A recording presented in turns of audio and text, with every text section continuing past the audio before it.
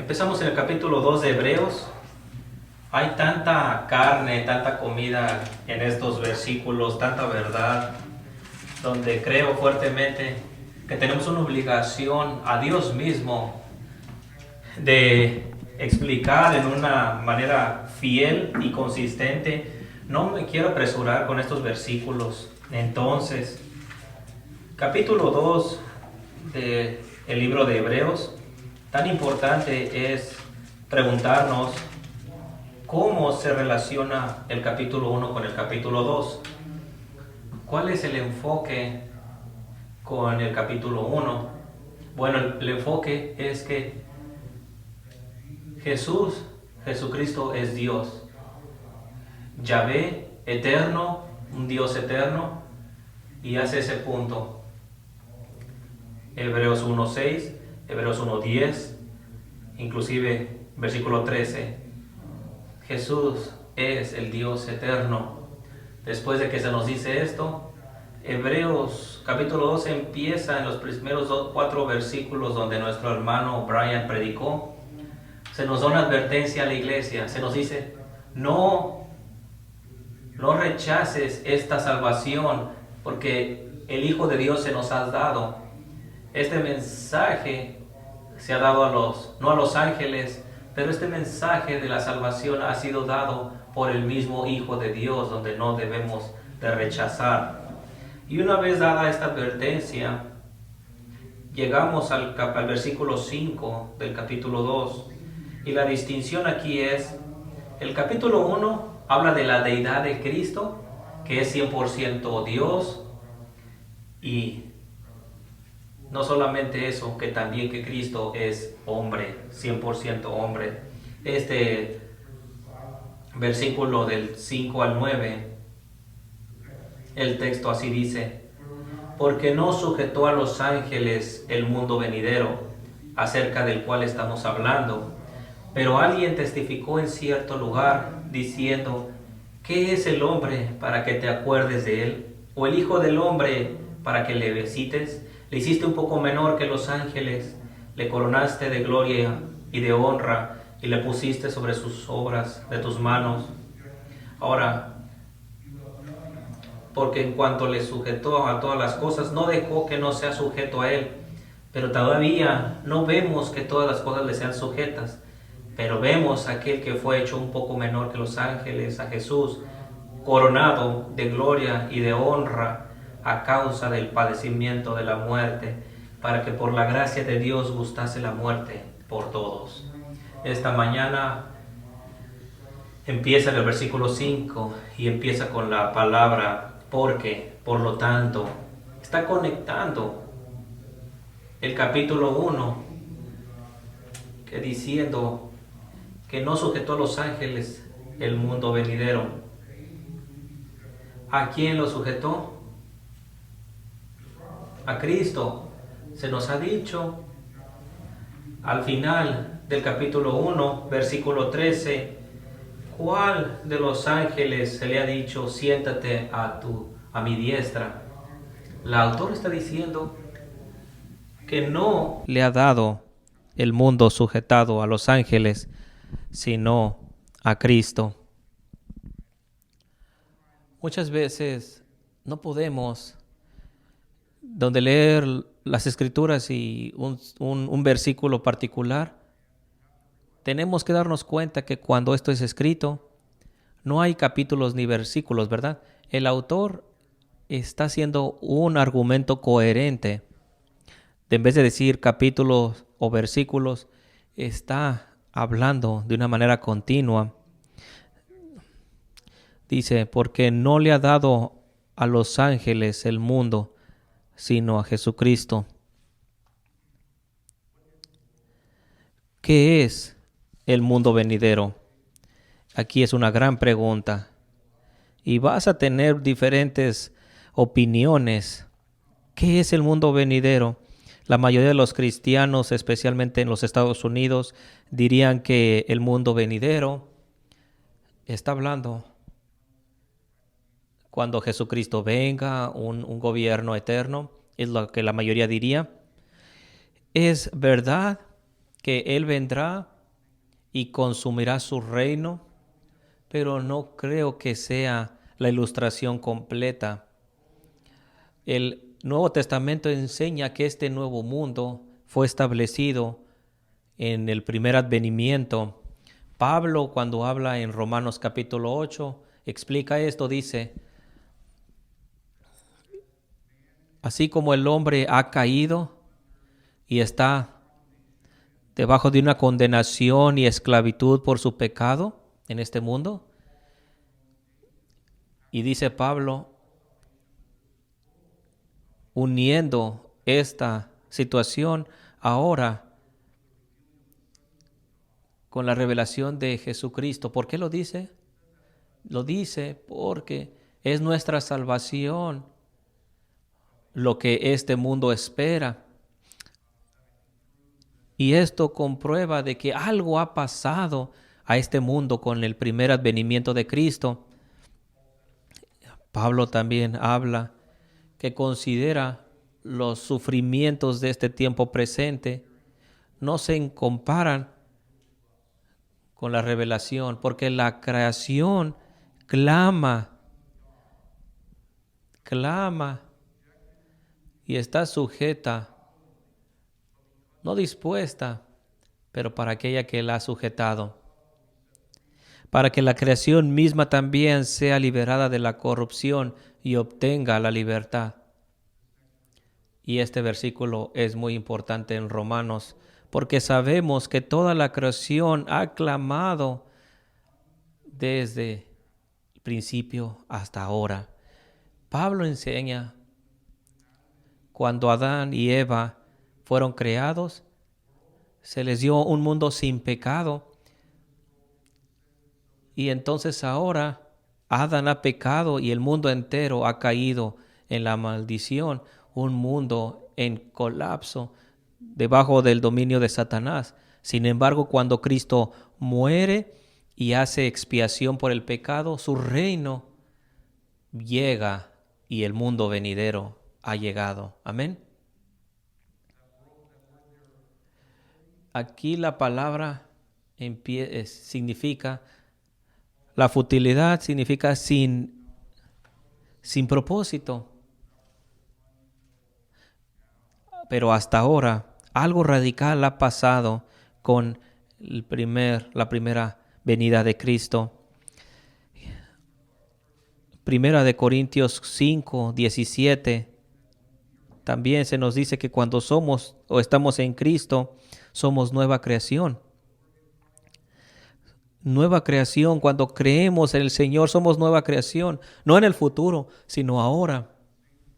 Y lo mismo puede ser dicho en este mundo. Es una nueva creación, un nuevo mundo.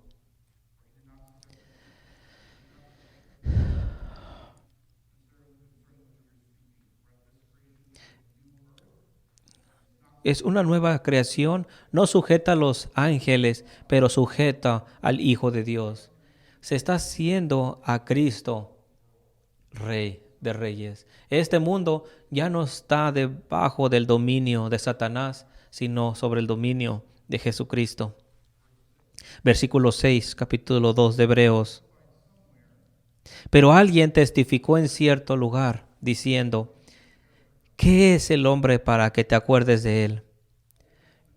Esta es la primera cita de Hebreos del Antiguo Testamento.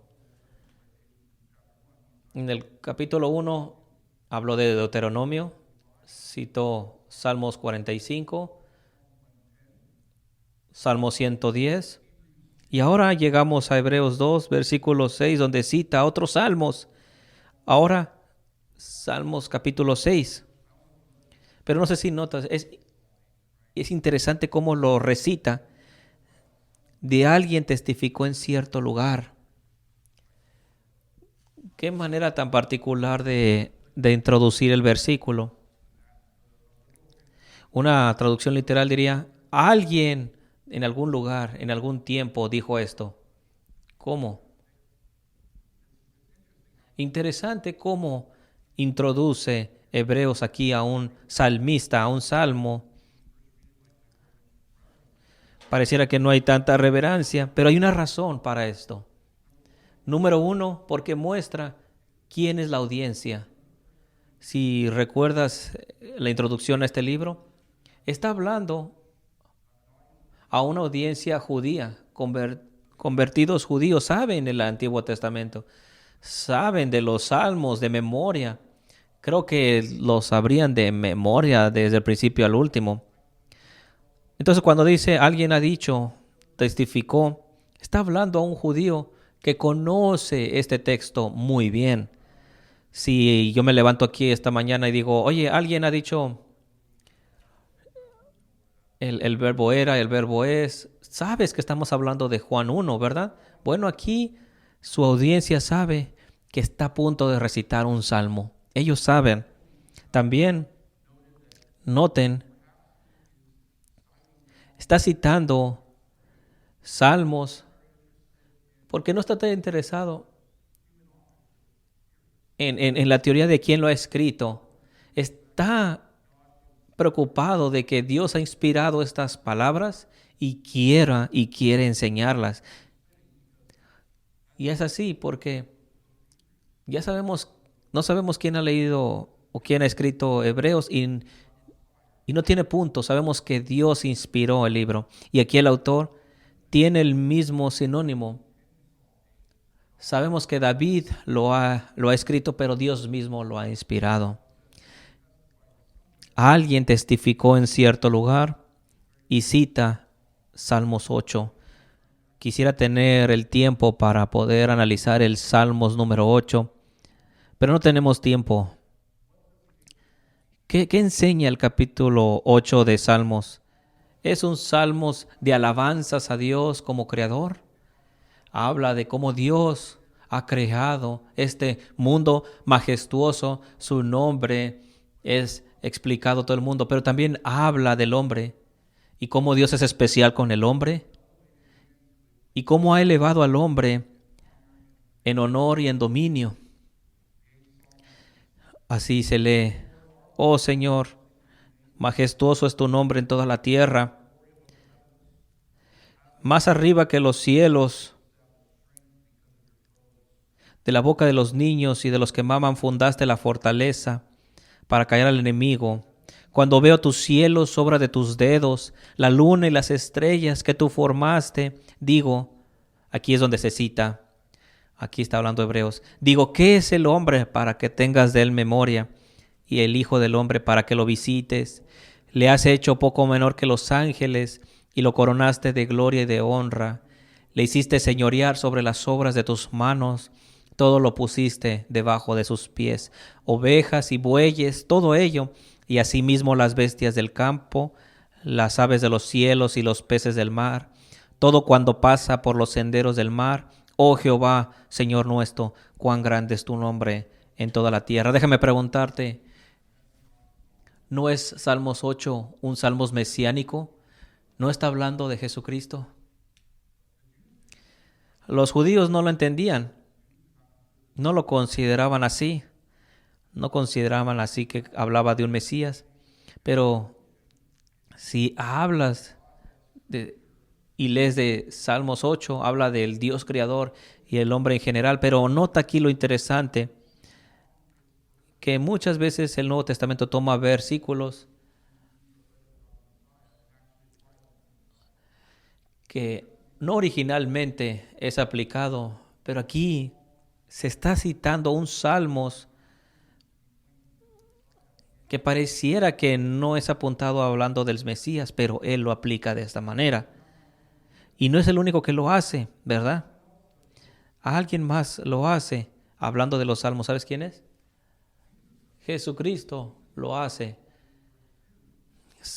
Jesucristo mismo cita Salmos 8:2 y dice en el templo, aquí es cuando Jesús regaña a los fariseos: este es mi casa, casa de oración. ¿Recuerdas también cómo Jesús sana a un ciego y los fariseos se enojan tanto? Y él dice: Hosana, hijo de David.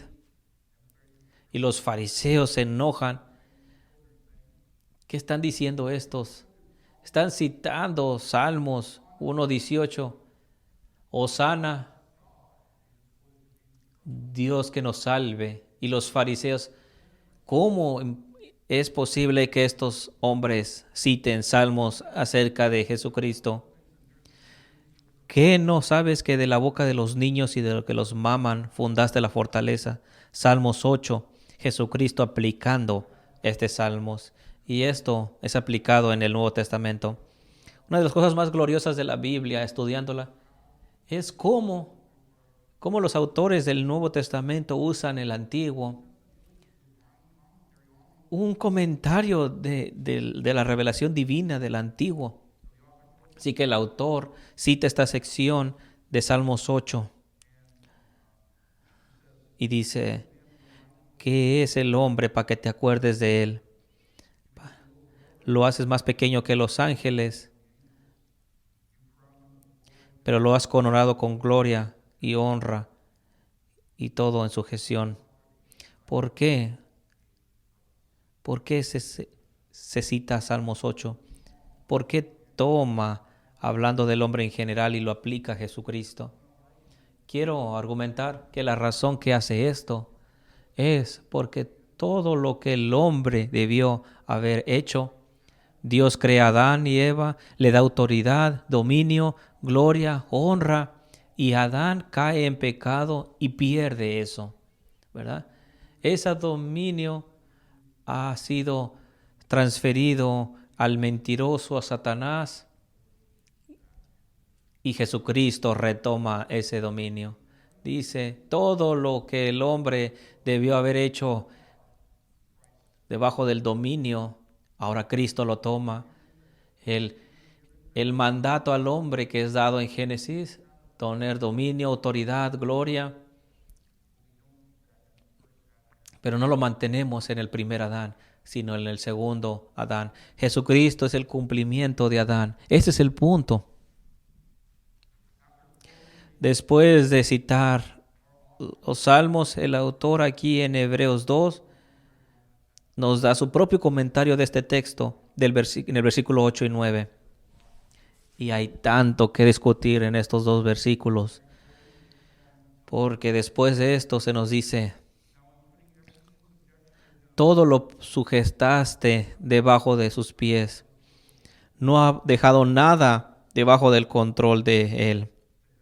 Nada dejó que no sea sujeto a él. Pero todavía no vemos que todas las cosas le sean sujetas. Y nota cómo dice que ya ha sido sujetada a Cristo. No dice que no se ha hecho, dice todo se ha sido sujeta a Cristo.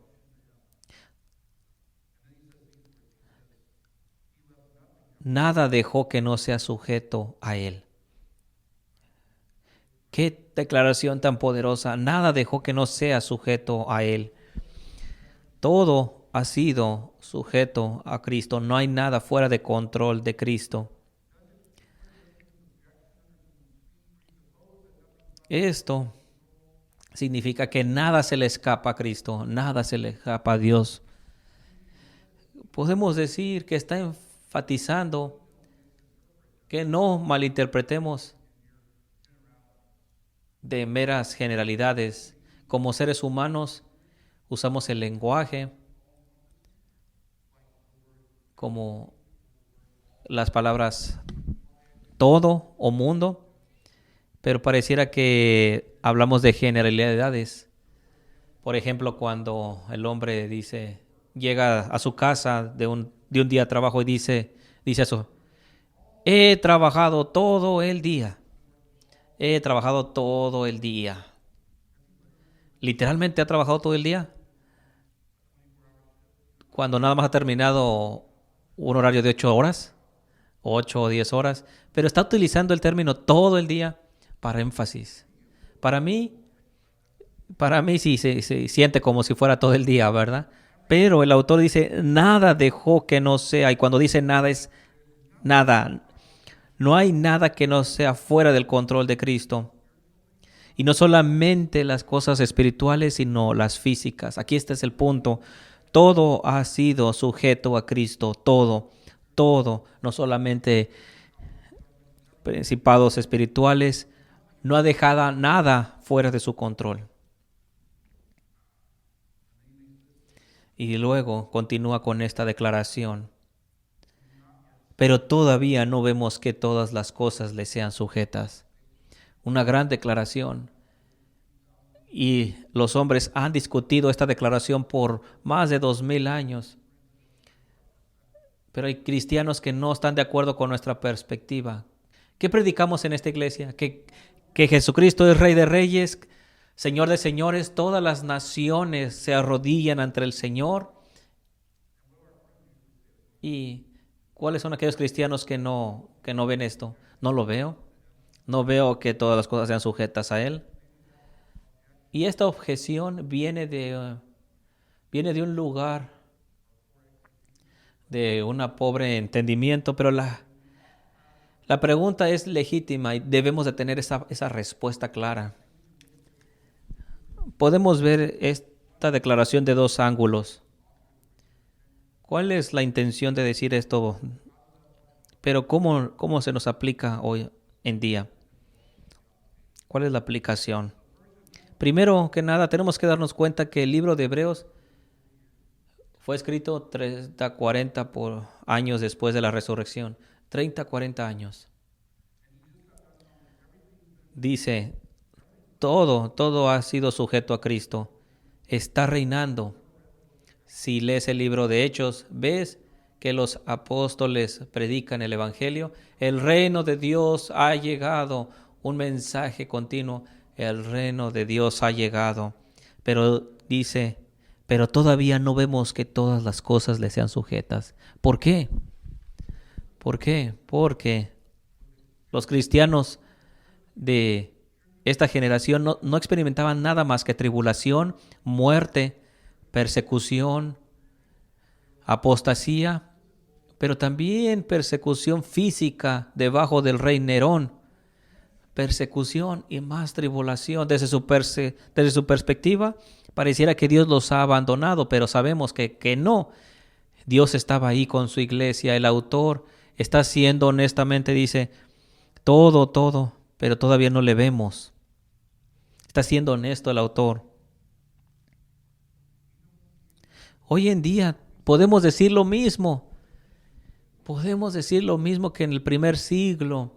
Decimos que todo le ha sujeto a sus pies, ha establecido su reino, ha heredado su reino, pero no lo ha consumido. Algún día será, ¿verdad?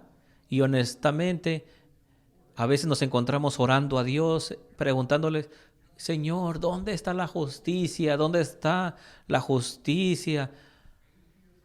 Vemos ateísmo, transgénero y todas estas enseñanzas, evolución. ¿Dónde está tu gobierno, Dios?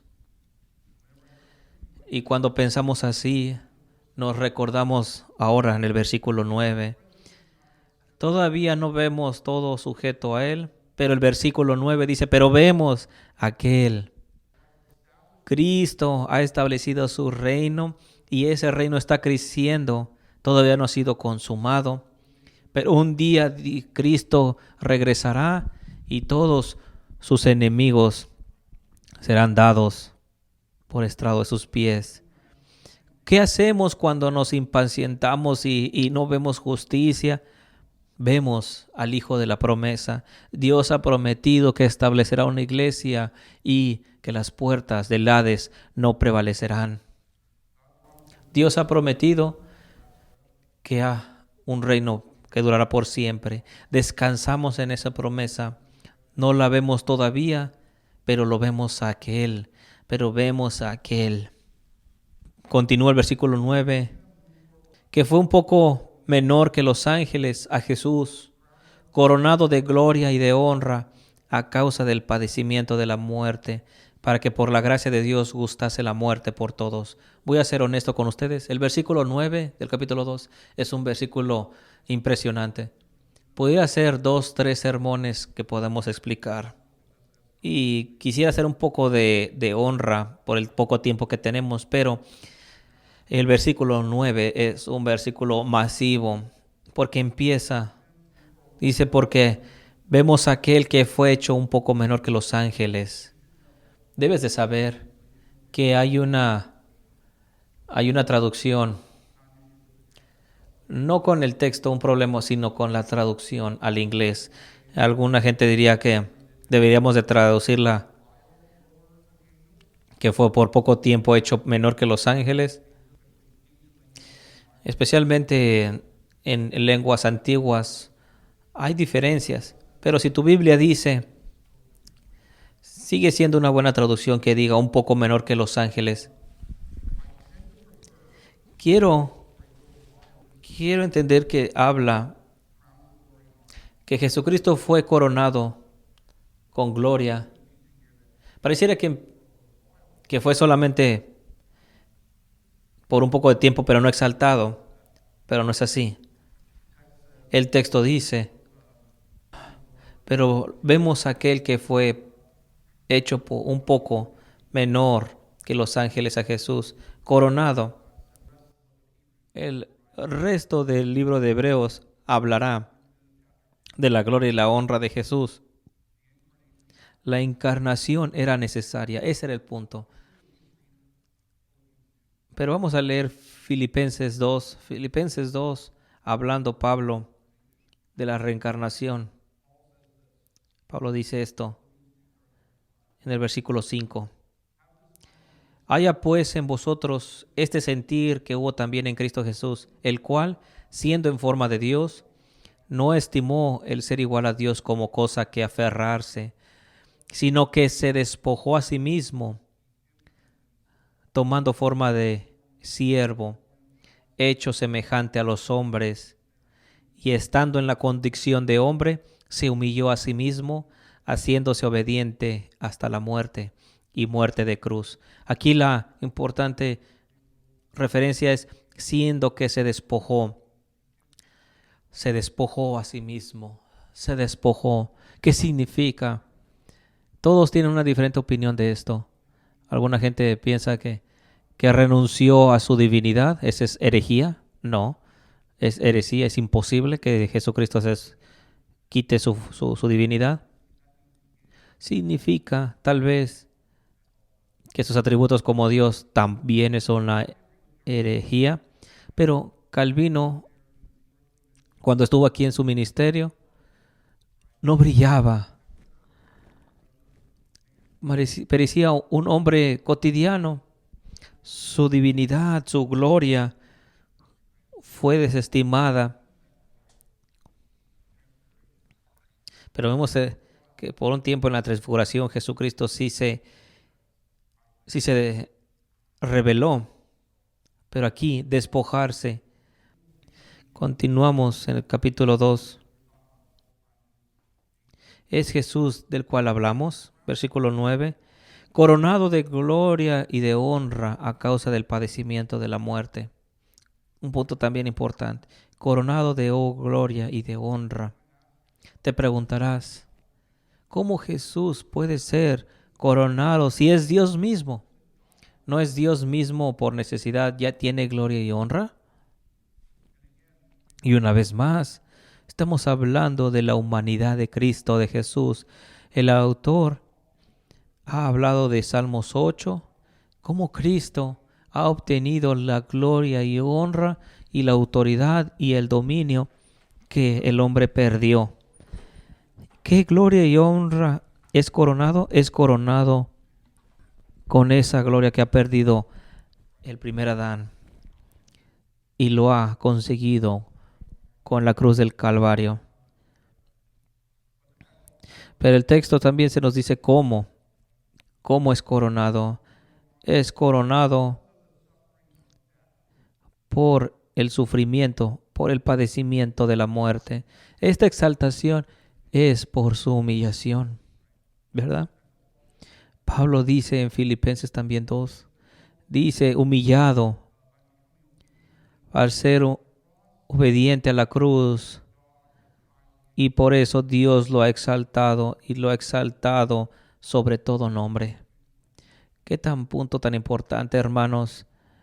Gloria y honra llega a través del sufrimiento. La exaltación viene de la humillación. ¿Y qué tan punto tan importante? Porque como hombres, el hombre, por nuestra naturaleza, busca gloria, honra. Si estás aquí en la iglesia dominical, hemos aprendido mucho, pero hablamos cómo compartimos ciertos atributos de Dios. Buscamos honra, gloria, y si no la buscamos en el Señor, vamos a terminar buscándola en otras cosas en manera pecaminosa. Es lo que el hombre hace, es lo que el hombre hace en el trabajo. Vamos al trabajo y buscando gloria y honra. Si no la encontramos ahí, la encontraremos en otro lado. Y esto es pecado. Debemos encontrar nuestra gloria y honra en Cristo y en Cristo nada más. Solamente Cristo. Pero esa es la tendencia. Cristo ha enseñado el camino de la exaltación, el camino a la gloria. Mateo 6 dice, toma tu cruz y sígueme.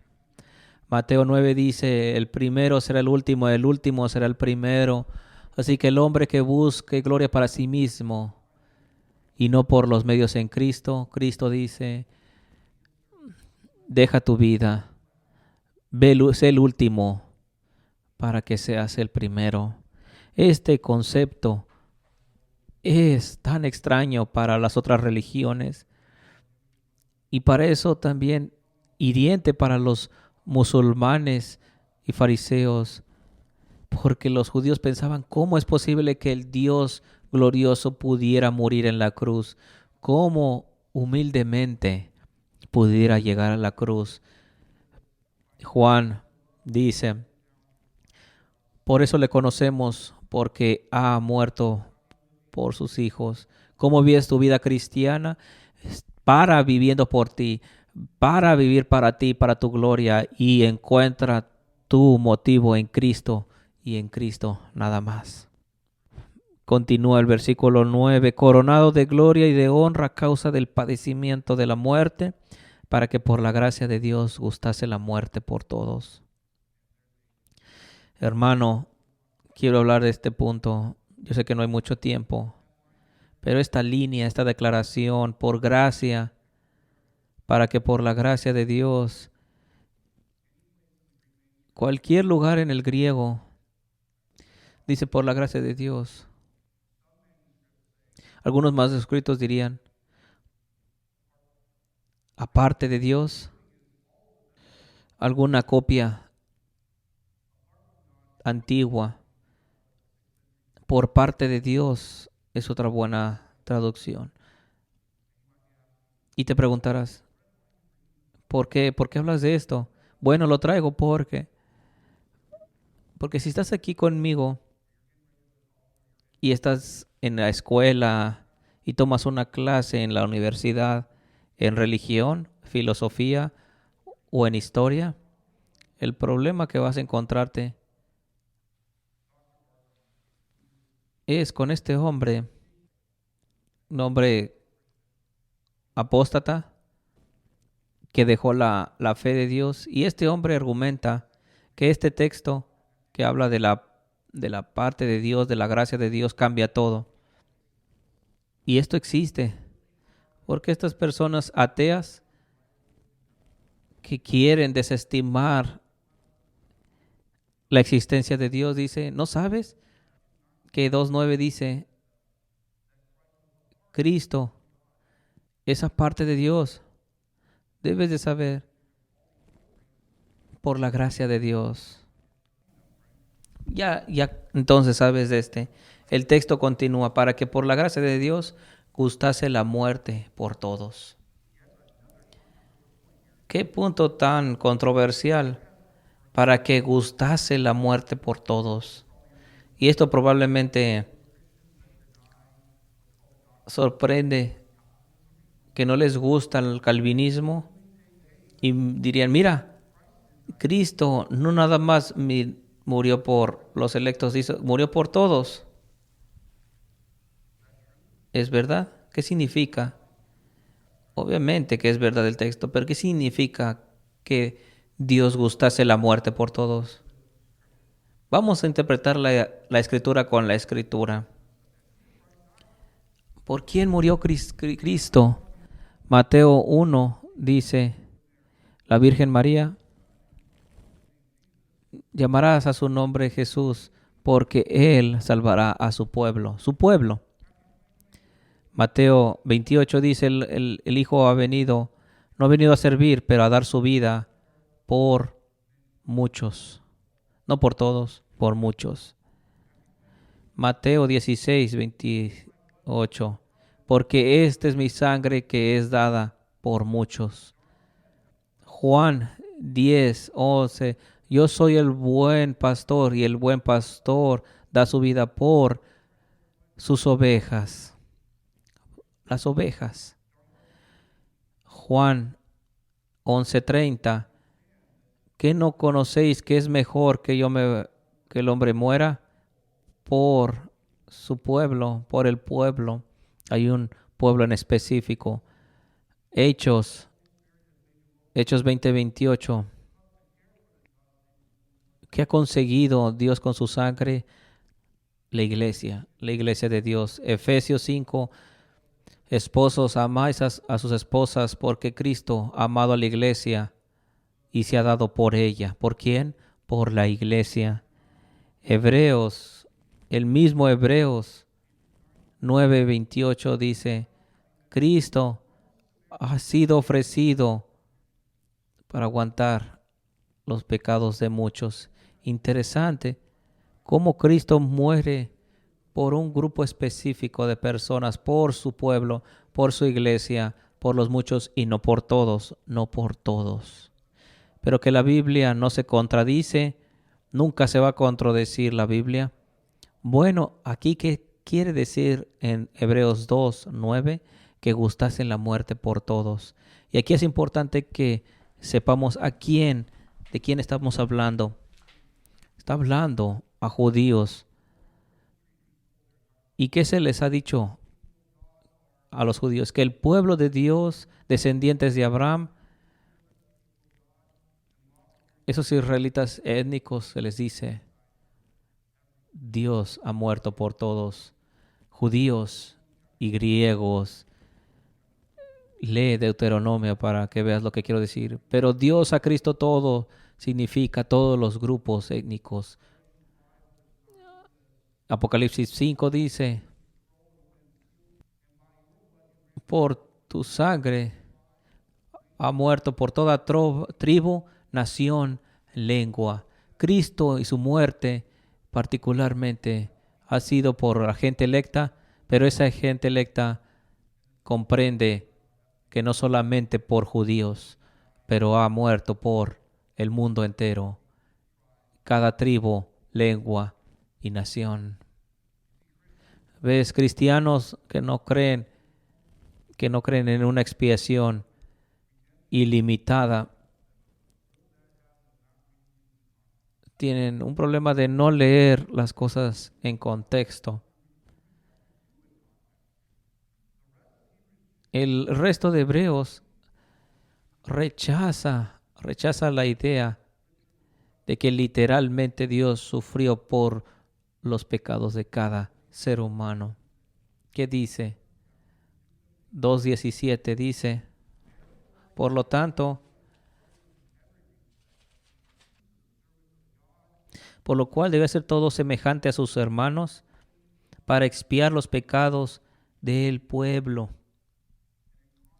Y el contexto, ¿cuál es el pueblo aquí? Versículo 13. He aquí yo y los hijos que Dios me dio. El pueblo es los hijos que Dios me dio. Mucha gente quiere leer versículos fuera de contexto. 2:9. Podría decir, oye, aquí está hablando de todos. No, lee el libro en contexto. ¿Por quién murió? Por todos, ¿verdad? Cada tribu, lengua y pueblo, judío y griegos. Pero la propiciación activa, Hebreos dice el pueblo. ¿Y quién es el pueblo en contexto? Hijos de Dios. ¿Comprendemos? Vamos a orar. Señor, gracias por tu iglesia. Señor, gracias porque has llegado a la historia de este universo para tomar la cruz, puesto como menor que los ángeles, y nos has llevado gentiles y judíos. Gracias por tu salvación. En nombre de nuestro Señor Jesucristo oramos. Amén.